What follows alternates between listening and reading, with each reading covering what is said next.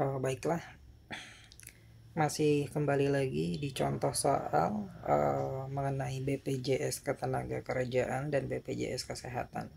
Di sini adalah kita akan membahas mengenai uang lembur atau overtime. Ini maksudnya apakah termasuk dalam komponen menghitung BPJS Ketenagakerjaan dan BPJS Kesehatan. Nah, jadi uang lembur apakah termasuk dalam komponen menghitung BPJS Ketenagakerjaan dan BPJS Kesehatan di dalam persentasenya. Nah, ini ada study case yang kedua. Ini Ibu Ani adalah seorang karyawan tetap.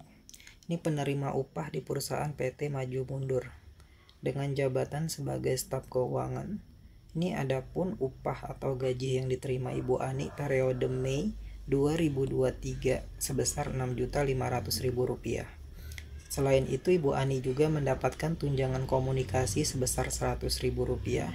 Ini tunjangan transport sebesar Rp200.000, tunjangan makan sebesar Rp300.000.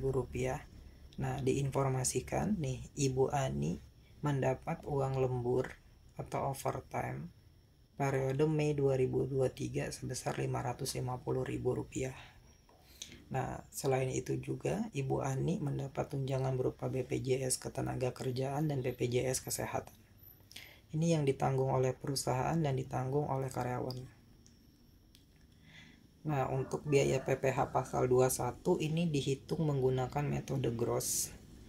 Jadi besaran biaya PPh pasal 21 Ibu Ani adalah sebesar Rp198.500. Ini maksudnya metode gross ini adalah di mana biaya PPh pasal 21 ini ditanggung oleh karyawan yang akan dipotong dari gaji bulanannya setiap bulan.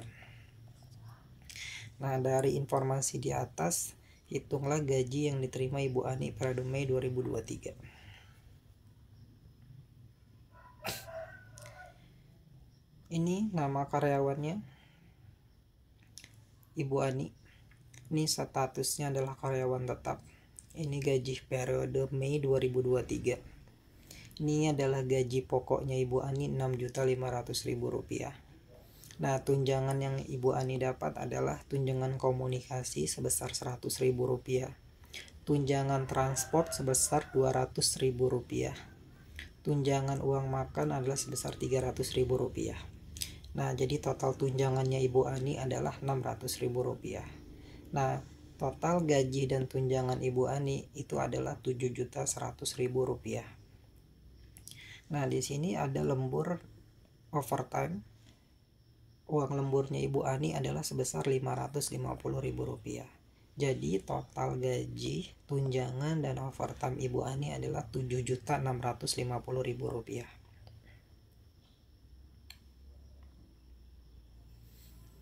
Nah, ini yang sudah saya jelaskan juga. Ini adalah BPJS yang ditanggung oleh karyawan.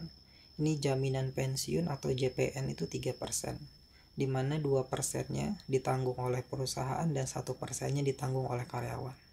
Nah, jadi ini perbedaannya adalah ini yang ditanggung karyawan adalah 1% dikali dengan Rp7.100.000.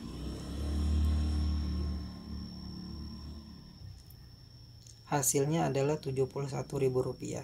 Kenapa bukan dikali dengan total ini?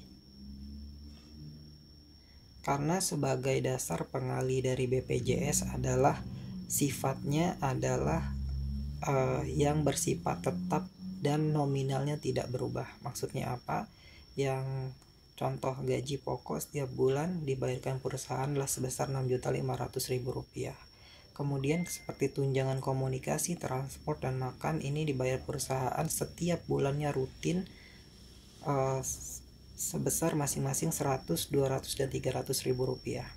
Nah, angka ini tidak mengalami perubahan setiap bulannya dan nominalnya tetap.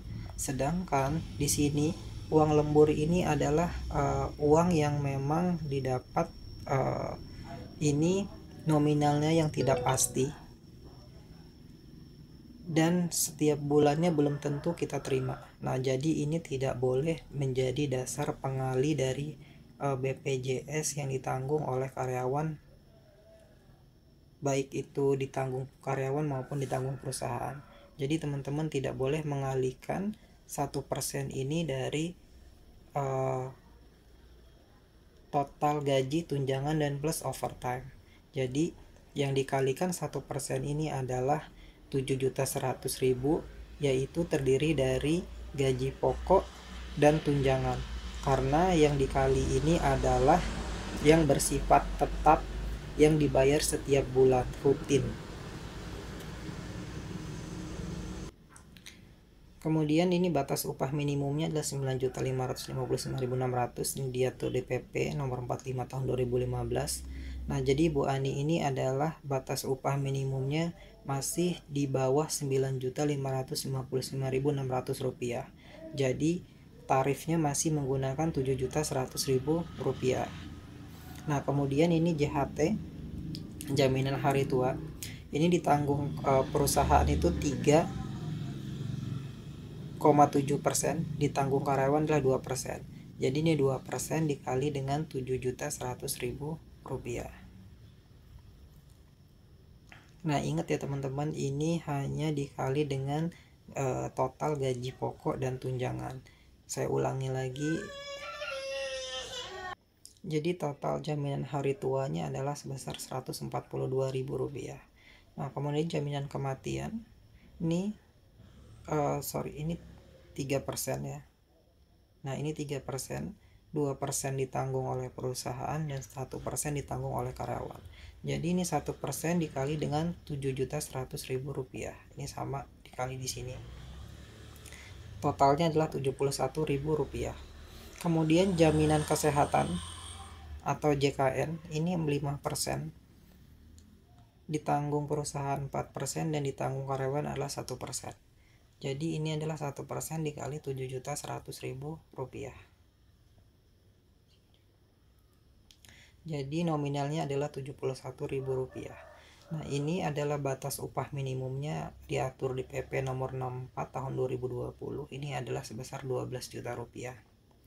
Nah, jadi gajinya Ibu Ani ini masih di bawah 12 juta rupiah, sehingga pengalinya adalah 1% dikali 7.100.000 rupiah.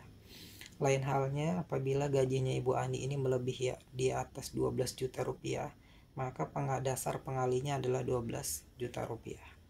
Nah, kemudian ini tadi disebutkan bahwa biaya PPh pasal 21-nya menggunakan metode gross, di mana metode gross ini adalah metode biaya PPh pasal 21 itu ditanggung oleh karyawan, bukan perusahaan. Nah, jadi ini perhitungannya adalah 158.500.000 rupiah. Jadi total BPJS yang ditanggung karyawan dan biaya PPh pasal 21 yang ditanggung oleh karyawan adalah 553.500 rupiah. Nah, jadi total gaji bersih atau take home pay yang diterima oleh Ibu Ani mengambilnya angka 7 juta ini teman-teman, 7.650.000 rupiah dikurang dengan 553.500, ini 553, sorry, ini adalah 553. Nah, jadi totalnya adalah 7.096.500 rupiah. Nah, jadi ini perbedaannya adalah di uang lembur, ini overtime. Nah, ini tidak menjadi dasar pengali dari persentase BPJS Ketenagakerjaan maupun BPJS Kesehatan. Nah, jadi yang diambil adalah dasarnya 6.500.000 dan tunjangan yang bersifat rutin dibayarkan perusahaan dan nominalnya tetap tidak berubah. Sedangkan ini lembur atau overtime ini adalah bersifatnya berubah dan tidak setiap bulan menerima uang lembur. Nah, itulah perbedaannya. Uang lembur overtime apakah termasuk komponen dalam menghitung BPJS Ketenagakerjaan dan BPJS Kesehatan. Saya cukupkan untuk video kali ini. mohon dukungannya untuk terima kasih.